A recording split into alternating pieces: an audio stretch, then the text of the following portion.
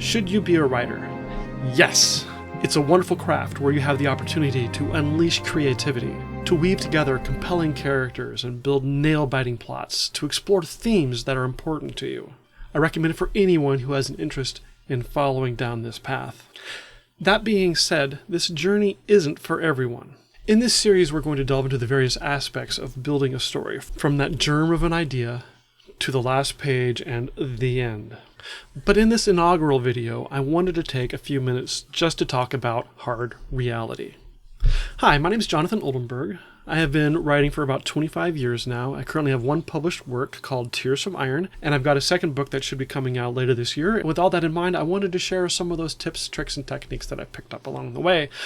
If you're interested, I am also releasing a world building series at the same time as this story writing one for you fantasy and sci-fi types out there. If you're not fantasy and sci-fi, this writing series is not fantasy specific. My examples will be, because that's the genre I work in, but the topics we're going to cover are true for any kind of storytelling. So depending upon your interests, like and subscribe, follow one or both, and hopefully you'll find them helpful. So in this video, we're going to talk about two major factors in choosing to make the writer's journey, as well as a few minor ones that you might want to consider. The two big ones are goal and time. So what's your goal? You're thinking about writing, or maybe you're early on in your journey as a writer and you're beginning to figure out all of what that means. One of the first things you have to ask yourself is why? Why do you want to write? Is it money or fame? Is it from a love of the craft? Or perhaps your brain churns with all sorts of creative ideas that you just want to put down into paper and see play out in front of you. There are many reasons to be interested in the craft of writing, but I'm going to simplify this, or perhaps oversimplify this, by talking about what kind of reach you can expect. There are basically what I would categorize as 6 levels of expectation. And you should really ask yourself as you get started, what is the minimum level of expectation at which you will achieve contentment with your work? So let's look at them. At the top, we have your best-selling author who has achieved fame and fortune. Millions of people know your name, and publishers are racing to get your next book in print. At the second level, we have an author who is sufficiently successful that they've managed to make writing a full-time job that can support their lifestyle. The third level is a little bit lower than that. You're a published author. You're maybe bringing in a little bit of money, but definitely not enough to live off of. You have to have a full-time other job, or independent wealth, I suppose, if you're fortunate enough, because your books aren't bringing in enough income. At the fourth level, you're a published author, but you aren't really advertising other than maybe word of mouth, a few things here and there. And mostly your books are being read by friends and family who hear about it and pick it up off of Amazon or some other location, or maybe you even hand it off to them as a printed copy. The fifth tier is you aren't actually published at all, you just have it printed. You give it to friends and family for them to read and enjoy, and that's all you're looking for. And then at the bottom, the sixth level, you write just for yourself, and that is all you need and all you want, and you are content. So where do you fall on this list? And where you fall will have a significant impact on expectation and happiness and time commitment and all sorts of other things. And probably also a little bit of luck, as we will look at. So let's continue this concept and take a practical dive into what maybe you can expect to achieve, especially if you're reaching for those top tiers. If you're content just publishing your book and maybe having some readers or not even publishing at all, like in the bottom 3 tiers, then you probably can skip the remainder of this portion of the video and hop straight over to where we talk about time. But if you're in that top 3, especially that top 1 and 2, let's get serious about what you're looking at. It's really hard to quantify what a bestseller is. There's many definitions out there, and when you try to do research, it's hard to find exact numbers. But depending upon what your criteria are, there may be 20 in your genre, perhaps way less than that, perhaps half a dozen who are truly best-selling authors, those ones that are commonly on everyone's lips, your Stephen King, your George R.R. Martin, so on and so forth. If we branch this out to use that next tier of somebody who's published and can work full-time, numbers again are really hard to figure out because data is measured differently by different organizations. But as best I can figure out, in the United States, there are roughly 1,500 total authors out there who can write full-time as their career. and that's in all genres. Now with your 20 or your 6 for the tier 1s or the 1500 for your tier 2 being sort of our numerator in this equation, the denominator is that there are millions of books published every year. Estimates I've seen range from about 1 million to 4 million, depending upon what the math is. I think those actually include re-releases or anthologies. But even if they do include that, we are talking an astronomical number compared to those who are full-time, making sufficient income to support themselves. I bring this up just because the hard, honest news is that if you are expecting to gain fame and fortune as an author, it's not impossible. Obviously, those 6 or 20 people have been very successful at it, but for most of us, it's just not going to happen. If your goal is wealth, you're probably better off looking for a STEM career where you can expect to make a very solid income. Thus, while most authors, myself included, may dream of hitting tiers 1 and 2, tier 3 may be that best goal for you to aspire to. Published book, readers out there, growing an audience, but it's not sufficiently large for you to be able to do this as a full-time career. But if that's all we have to look forward to, why write at all? I don't have an answer for you, because that answer is going to be different for each of us. We all have our different goals, like I said at the beginning. You will have to figure that out. And if it's not, then don't. I mean, I love to see writers out there growing and experiencing and putting their ideas out on paper, but if your goal is that top tier and you're not going to be satisfied with anything else, then maybe it's best not to begin that journey at all. For me, yeah, tiers 1 and 2 would be awesome, but I've decided that I'm content with tier 3, and I've achieved that. I am content. I write for a love of the craft, and because I believe I have stories to tell that provide value and meaning to my audience. And that's what's truly important for me and uplifting, is seeing somebody I've never met who picked up my book and says that they loved it. I couldn't really ask for anything more than that.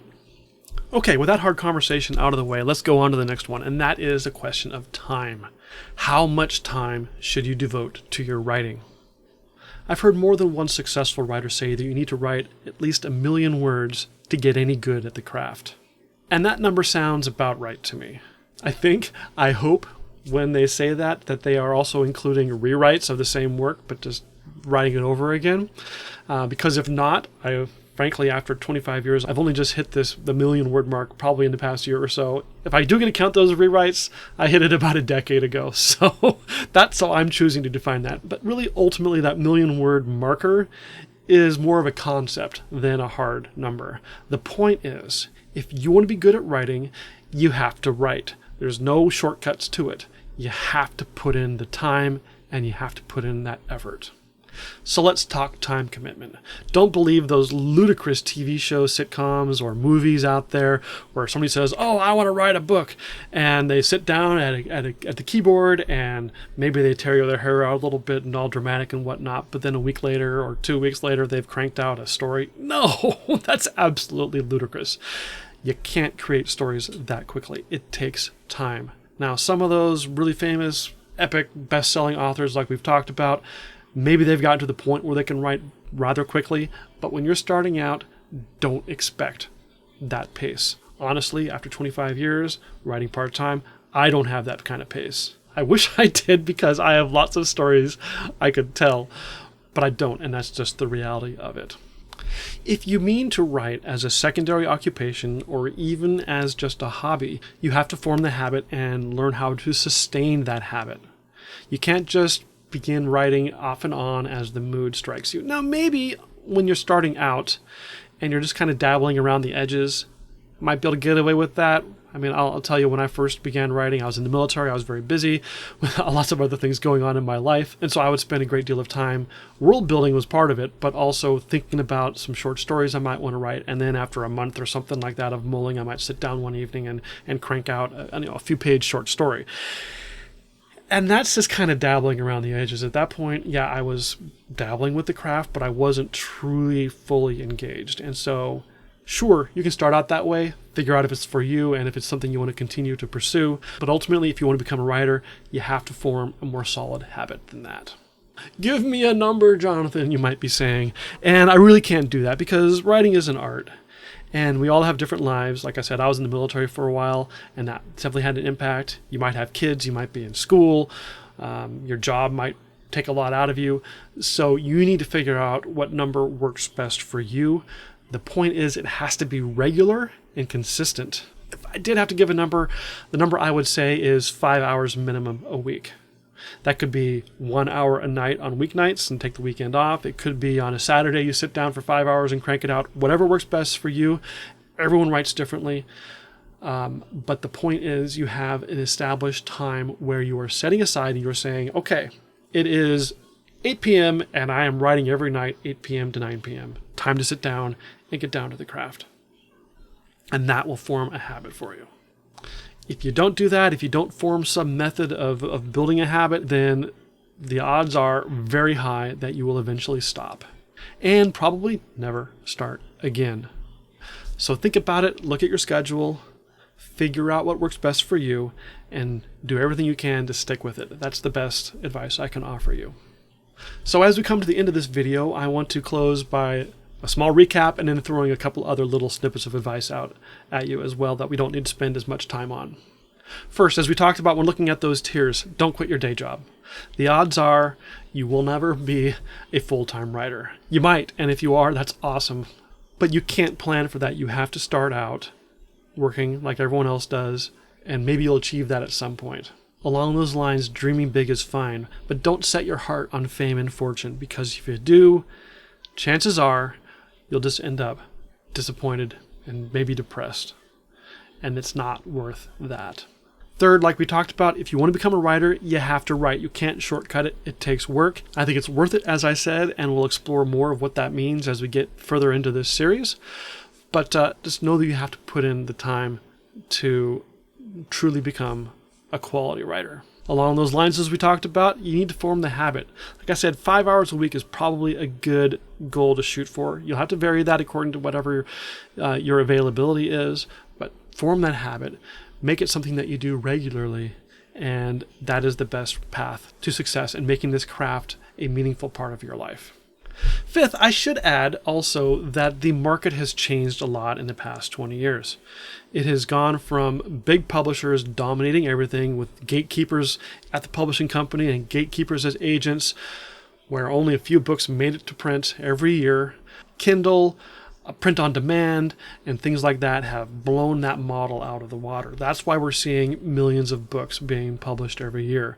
The threshold of entry is very low. It doesn't take much money to get your book published on Amazon. Lots of people do it. Because of that, the whole market is turned on its head. The barrier of entry is very low, but there's a lot of noise, and so if you're trying to shoot for those top 2 tiers or even the 3rd tier, getting yourself noticed is the bigger challenge. And finally, I should add that writing is a lonely craft. It is you and your pencil and paper, or you and your keyboard, depending upon how you write. In a few circumstances, people may figure out ways to collaborate. There certainly are others out there in the writing community, or not, that you can bounce ideas off of, share your work with, get feedback on, but ultimately when it comes down to it, it is you creating, and that can be a lonely thing. The task is yours, and yours alone, should you choose to accept it. This may all sound heavy and even disheartening, and I don't intend it that way. I want to be realistic with you as you get started. I don't want to cloud your vision with fancies that probably you won't achieve. It is a great and incredibly rewarding craft, but you should be entering it with your eyes open. I do want to close with some encouragement. Back in 2010, I had finished my first novel, not published. It was a learning novel.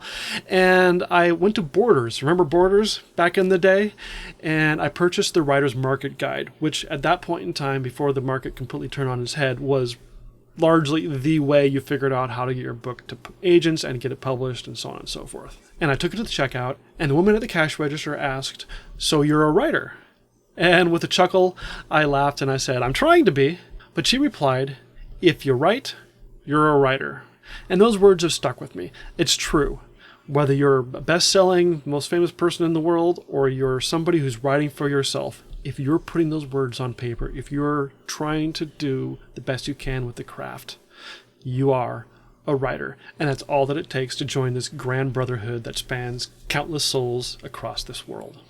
So if you are starting out, like I said, or if you're on the journey and you just want to hone your craft to learn some more tips and tricks, continue to watch these videos. I'll be rolling them out about once a month. Sometimes I'll be talking about the world building on the other series, but I'll be splitting evenly between the two. So subscribe to what's most interesting to you. If there's particular topics you would like to hear, please do leave them in the comments. I will be reading those and getting ideas from there. I have sort of a topic roadmap, but there's lots of room for me to add other things in there. And so I would love to get feedback and ideas from you as well. So until then, have a good day.